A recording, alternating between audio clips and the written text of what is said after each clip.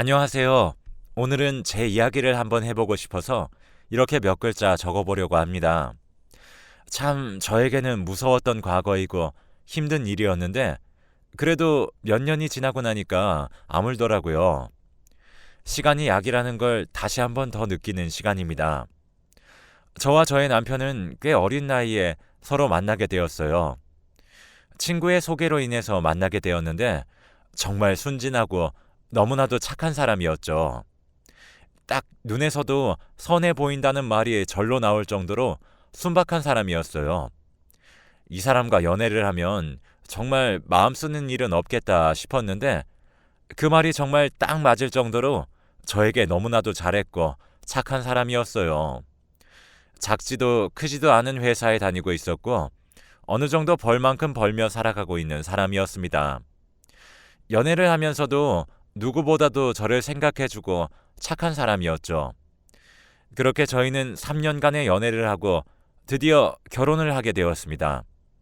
아들도 하나 낳았고, 그리고 몇 년 지나지 않아서 예쁜 딸까지 낳았죠. 그렇게 저희 가족은 행복했습니다. 하루하루 가족들과 보내는 시간이 너무 좋았으며 아들, 딸 둘 다 잘 낳고 살고 있다고 생각이 들었죠.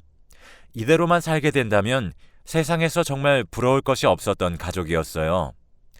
그런데 어느 날 남편의 회사가 어려워지기 시작했고 작은 회사가 한번 힘들어지기 시작을 하니까 무너지는 것은 한순간이더라고요. 처음에는 괜찮을 거다 하고 생각을 했었는데 막상 그렇게 힘든 일들이 겹치니 버티기가 힘들었던 모양입니다. 그렇게 남편은 잘 다니고 있었던 회사가 하루아침에 사라져 버렸습니다. 말 그대로 하루아침에 직장을 잃었던 것이죠. 너무나도 힘들어했던 그였습니다. 자기도 어릴 때 그렇게 풍족하게 자라지 못해서 늘 아이들에게 해주고 싶은 게 한가득이라고 말해주던 사람이었는데 그렇게 한순간에 무너지니까 사람의 자존감이라는 게 많이 사라지더라고요. 갑자기 잘 다니고 있었던 직장을 잃는 그 마음, 물론 남편의 마음을 100번 다 헤아릴 수는 없었지만 힘들다는 것은 알 수 있었어요. 그래도 우리는 함께 일어날 거라며 다독거렸고 남편도 점차 새롭게 할 일을 찾는 것 같았어요. 하지만 그때 당시에 경제 사정이 많이 힘들어지면서 문을 닫는 회사들이 많았던 시기였어요. 하루하루 취직을 하려고 아등바등 하는데 잘 안 되는 것 같았죠. 물론 저도 TV로 뉴스를 보고 있었기에 취직이 힘들다는 것은 알고 있었습니다. 한 달 정도 고민해 보다가 도저히 안 되겠다는 결론이 나왔던 건지 남편은 어느 날 친구를 만나고 오더니 사업을 하겠다고 이야기를 하더라고요. 물론 남편이 하는 것은 믿고 지지해주는 편이었기에 괜찮은 동업자도 있다고 해서 그렇게 함께 시작을 해보라고 했습니다.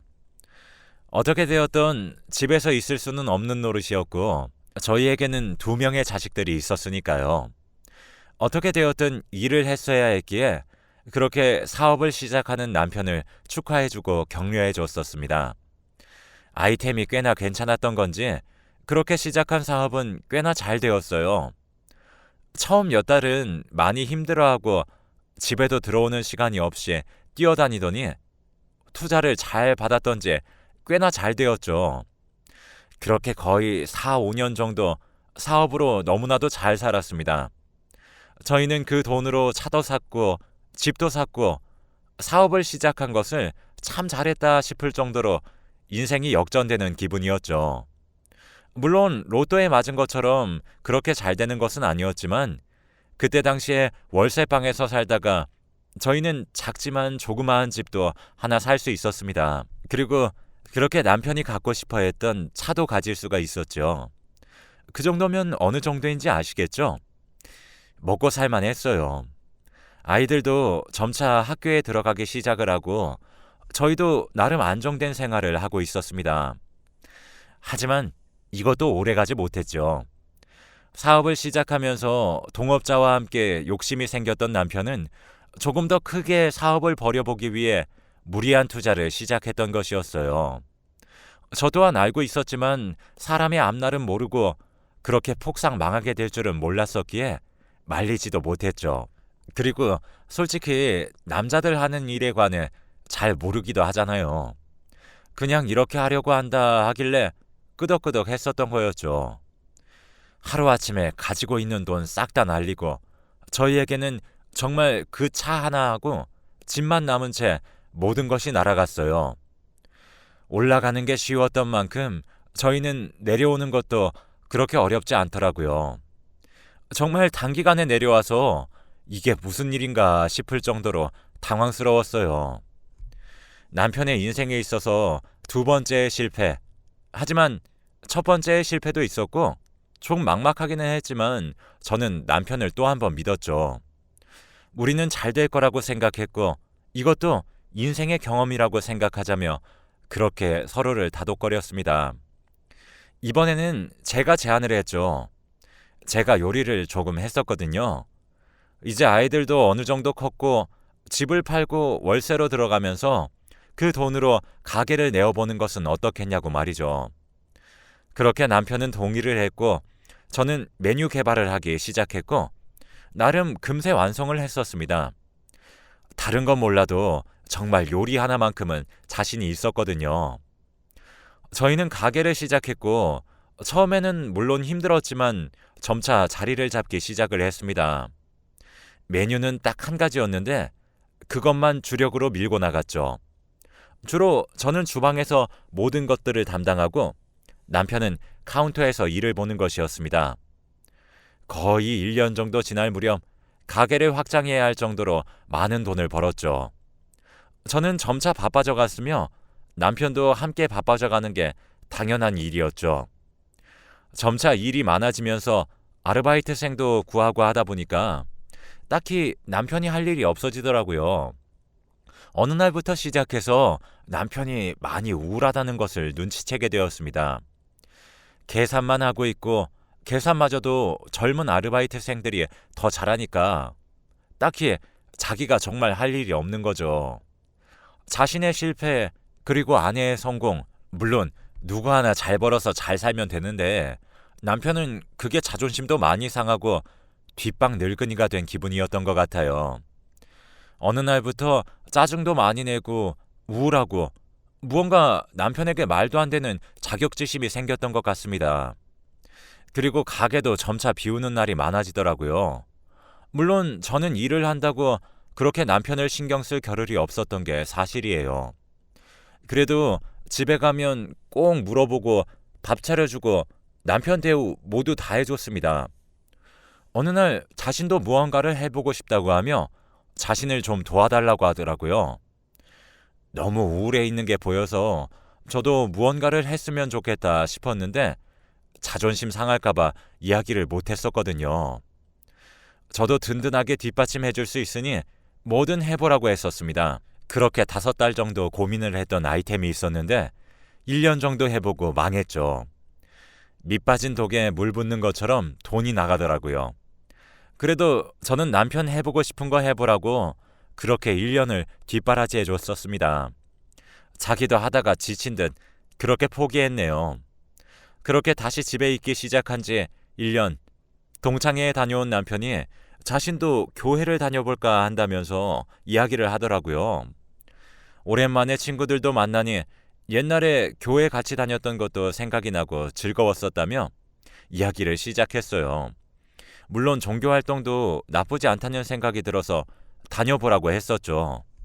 그때 당시에도 사업 실패로 인해서 많이 우울해하고 힘들어 했었거든요. 그렇게 교회를 열심히 다니기 시작했습니다. 거기서 만나는 사람들과 친하게 지내는 것 같았고 하루하루 웃는 날들도 많아지더라고요. 약간의 조울증처럼 왔던 게 점차 사라지는 모습을 보고 저는 안도했었습니다. 교회를 다니기 시작하면서 확실히 마음가짐도 달라지고 저에게 잘하기도 하고 아이들에게도 아주 잘하더라고요. 남편이 기가 죽을까봐 용돈도 팍팍 주면서 그렇게 열심히 종교 활동을 했었습니다.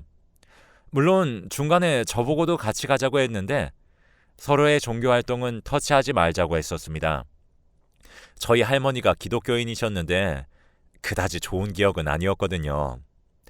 그렇게 거의 1년 정도를 열심히 다녔을까요? 본격적으로 자기도 기도를 해보고 싶다며 처음으로 캠프처럼 기도하러 다녀온다고 합니다. 저도 교회 생활은 안 해봤지만 그런 것도 있다는 게 알고 있었기 때문에 바람 쐬고 오라며 그렇게 허락을 해줬죠. 그게 시작이었던 모양입니다. 캠프를 다녀오고 나서 무언가 사람의 눈이 바뀌었다고 해야 할까요? 자신의 말로는 몸도 마음도 모두 비우고 돌아온 것 같다고 이야기를 했지만 무언가 분위기가 바뀐 것 같았습니다. 물론 그때도 대수롭지 않게 생각을 했죠.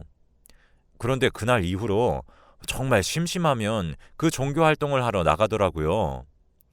그 전에도 물론 자주 나갔을 수도 있지만 밤 늦게까지 안 들어오는 경우가 허다했어요. 이게 종교 활동이 맞나 싶을 정도로 그렇게 줄기차게 다니기 시작했습니다. 그때 당시만 해도 저는 차라리 우울해하는 것보다는 저렇게 다니는 게 좋지 않을까 하는 생각도 있었고, 조금 더 솔직히 말하면 제가 그만큼 바빴기에 신경 쓸 겨를도 없었어요. 아이들을 챙기기 바빴고 가게 일도 점차 바빠지면서 저는 2호점까지 내게 되었거든요. 산에 가서 기도를 올렸다고 하기도 하고 교인들과 함께 이야기를 나눈다고 늦었다는 얘기를 하기도 했었습니다. 그렇게 이야기를 하는데 남편이 많이 행복해 보이더라고요. 남편한테도 이런 표정이 있었나 싶을 정도로 많이 좋아 보였습니다. 그러던 어느 날 남편이 돈이 필요하다면서 이야기를 하더라고요. 평소에는 용돈으로 알아서 해결하는 편이었고 용돈도 그렇게 적게 주지 않았었습니다. 그런데 조금 큰 돈이 필요하다고 하며 저에게 말을 하더라고요. 어디에 쓸 거냐고 물어봐도 이야기를 하지 않았어요. 남편이 필요하다고 하는데 좀 주면 안 되냐고 하길래 저도 너무 간섭하는 건 아닌가 싶어서 돈을 주었습니다. 그렇게 가져갔던 돈이 1,000만 원이었어요. 큰 돈이었기는 하지만 워낙 급해 보였고 나중에 이야기를 해주겠지 하는 마음으로 그렇게 주었었습니다. 그날 이후로 점차 돈을 달라고 하는 일들이 많아지더라고요. 점차 행사도 하면서 자신도 간부가 되었다고 하며 돈을 요구하는 게 많아졌습니다. 물론 종교 활동에 대해서 잘 알진 못하지만 저도 어느 정도 직급이 있다는 것은 알았기에 그렇게 알고 그냥 넘어갔었어요. 그런데 어느 날은 저에게 또 큰 돈을 내놓으라고 하는 겁니다. 저번에도 이야기를 안 하고 넘어갔는데 이번에는 정말 큰일이라고 하면서 또 얼렁뚱땅 돈을 받아가려고 하는 것이었죠. 저는 솔직히 말하라고 했습니다. 도박을 했든 뭐든 내가 알아야 갚아주니까 이야기를 해달라고 말이죠. 그런데 그때 이야기를 하던 목소리가 아직도 기억이 날 정도로 생생합니다. 약간의 떨리는 목소리로 저희 아들이 죽는다는 겁니다. 이번에 안 좋은 일이 생길 건데 제대로 기도를 올리지 않으면 죽는다고 합니다. 눈빛도 약간 이상하더라고요. 무언가 굉장히 두려워하면서 저의 말이 아무것도 안 들리는 듯한 느낌이었어요. 그러면서 저보고 아들 죽으면 어쩔 거냐고 소리를 막 지르더라고요. 처음 보는 남편의 모습에 너무 많이 놀랐습니다.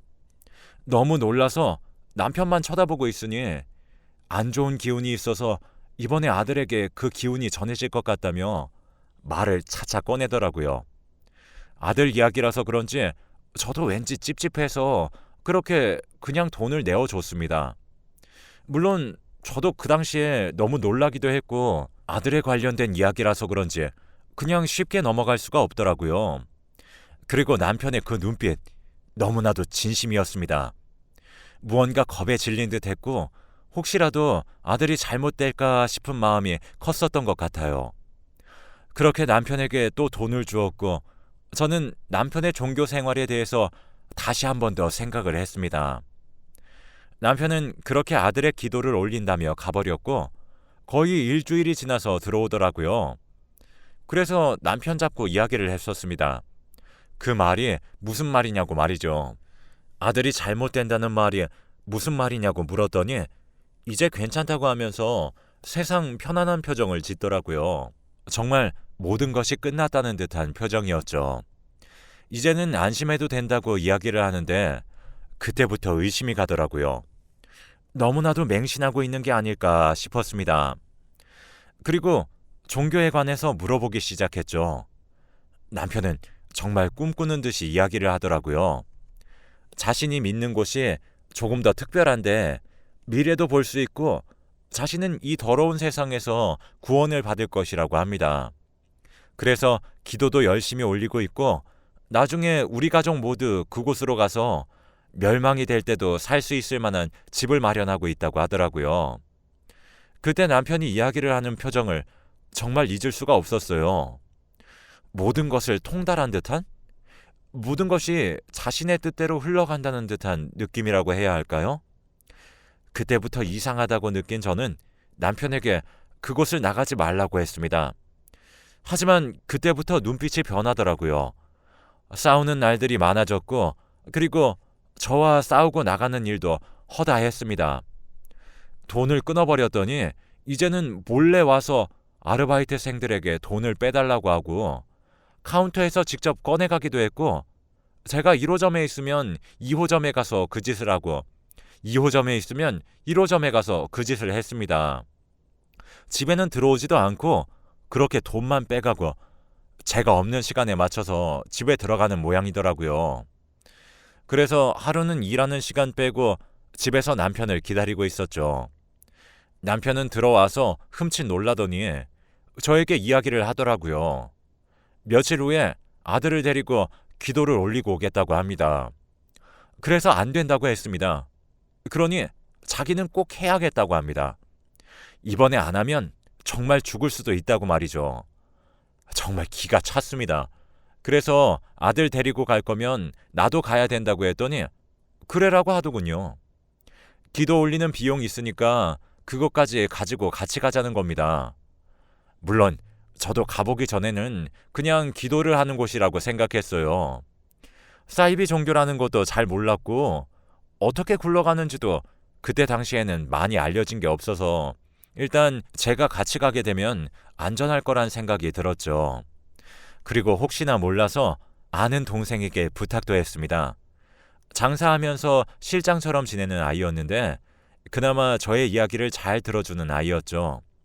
혹시라도 남편과 자기가 이동할 때 따라 붙어 달라고 그리고 따라와서 그곳에 있어 달라고 말이죠. 그렇게 당일이 되었고 남편은 아이에게 기도를 하러 가자면서 이야기를 하더군요. 아들도 내키지 않아 했지만 어쩔 수 없이 따라갔습니다. 아빠가 하는 말이었으니까요. 그렇게 차를 타고 이동하는데 정말 굽이굽이 숲길로 들어가더라고요. 어디로 들어가는지도 까먹을 만큼 정말 산속에 있는 곳이었습니다. 그렇게 도착을 하는데 머리가 백발인 노인분이 나오셔서 인사를 하시더라고요. 말씀 많이 들었다고 하면서 저에게 인사를 건네는데 붉은 옷을 입고 있는 게 그렇게 이상해 보일 수가 없었어요. 그렇게 저희는 들어갔고 아들은 기도를 들어가야 한다며 먼저 데리고 가더라고요. 제가 따라가려고 했지만 남편이 잡는 바람에 따라가지 못했어요. 금방 나올 거라는 말에 안심했고 저는 주변에 있는 몇몇 기도하시는 분들을 만났습니다. 그렇게 조금 있으니 무대 같은 곳에 아이가 올라오더라고요. 옷도 갈아입혔는데 교주와 비슷한 붉은 옷이었고 조금 더 디자인이 달랐었습니다. 그렇게 아들을 보는데 남편은 감동스러운 눈을 하고 저를 잡고 있었던 손을 가득 모아서 기도를 하는 듯한 모습을 하더라고요. 마치 벅차오르는 듯한 느낌? 그리고 갑자기 주문 같은 기도가 시작되는데 그걸 보고 기겁했습니다. 무언가 사람들이 홀린 것처럼 큰 소리로 주문을 외우듯 기도하는데 그 소리가 너무 기괴해서 정말 공포 영화를 보는 것보다 더 무서웠죠. 더 소름 끼치는 건 옆에서 더 크게 그 주문들을 그대로 남편이 따라하고 있었던 것입니다. 아들도 잔뜩 겁에 질렸고 저도 심장이 떨어지는 듯 했어요. 너무 무서워서 꼼짝도 할 수가 없었어요. 그렇게 한참을 소리를 지르면서 기도를 하는데 저를 정신 번쩍 들게 만든 건 그 붉은 옷을 입은 교주의 말이었습니다. 신에게서 선택받은 아들은 다치지 않는다며 칼을 꺼내 들고 저희 아들의 주변으로 무언가를 그리는 듯 춤을 추듯이 움직였죠. 그제서야 정신이 번쩍 들고 저는 아들에게 가려고 남편의 팔을 뿌리쳤습니다. 그때 남편이 저를 잡더라고요. 고개를 저으면서 말이죠. 그런 거 보이지 않았습니다. 잘못하다가는 다칠 수도 있었기에 남편은 다치지 않는다는 말을 맹신하는 듯 했으니까요. 그렇게 저는 교주도 뿌리치고 아들 잡고 출입구로 뛰었습니다. 그렇게 뛰는 도중에 막는 사람들도 있었는데 그것도 다 뿌리치고 그렇게 도망쳤습니다. 진짜 잡히면 죽을 것 같더라고요. 나오니 다행히도 동생이 나와 있었고 저는 차를 타고 그곳을 빠져나왔어요. 다행히 다친 곳은 없었고 뒤를 보는데 남편이 쫓아오다가 저희 차를 보고 허탈해하는 모습이 보이더라고요. 저희 남편은 사이비 종교에서 그렇게 활동을 하고 있었던 것입니다. 나중에 이야기를 들어보니 엄청 돈을 들여서 아들을 선택받게 했던 것이었죠. 그 돈을 그렇게 제가 다 대어주고 있었던 거예요. 자신은 나이가 안 되고 어린 사람만 된다고 해서 자신의 아들을 그곳에 그렇게 넘긴 겁니다. 집에도 들어가기가 무서워서 저희는 딸까지 데리고 집을 나왔고 그리고 그것을 경험한 아들은 정신과 치료까지 받았습니다. 전화가 와서 고래고래 소리를 지르며 아들 어딨냐고 찾던 목소리가 아직까지도 생생합니다. 그렇게 이혼 준비를 했고 이혼 안 한다고 버티는 바람에 결국 소송까지 갔습니다. 그 시간만 해도 거의 1년이 걸린 것 같네요. 가게에 계속 찾아오는 바람에 경찰에 신고도 하고 접근 금지 명령이 떨어졌었고요. 지금은 몇 년 지나서 연락조차 하지 않지만 그때의 충격이 아직까지도 생생합니다. 제 생각에는 아직까지도 그 사람은 사이비 종교에 빠져 있지 않을까 생각이 드네요. 사업에 실패하지 않았다면 그러지 않았을까? 아니면 회사가 괜찮았다면 그러지 않았을까? 그때 당시에 정말 많이 던졌던 질문입니다. 사람들에게 일어날 일들은 결국 일어나는 거겠죠. 힘든 시간을 견뎠고 나름 아물어서 지금은 좀 괜찮습니다. 그래도 이렇게 이야기를 하고 나니 많이 편안한 것 같네요. 저의 긴 글 읽어주셔서 감사합니다.